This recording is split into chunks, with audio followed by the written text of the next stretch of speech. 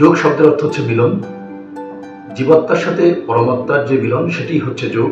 শারীরিক মানসিক যে সুস্থতা এবং আনন্দময় জীবনের জন্য আমাদের প্রত্যেকের নিয়মিত যোগ অভ্যাস করা উচিত। যোগ মূলত অষ্টাঙ্গিক।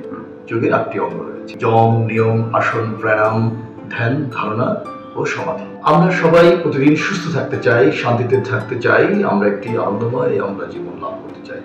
কিন্তু এই আধুনিক জীবনধারায় আমরা প্রতিদিন সঠিকভাবে শারীরিক পরিশ্রম করতে পারছি না, অর্থাৎ কায়িক পরিশ্রম করতে পারছি না একদিকে, অন্যদিকে আমরা নিয়মিত প্রচুর মানসিক চাপ নিচ্ছি।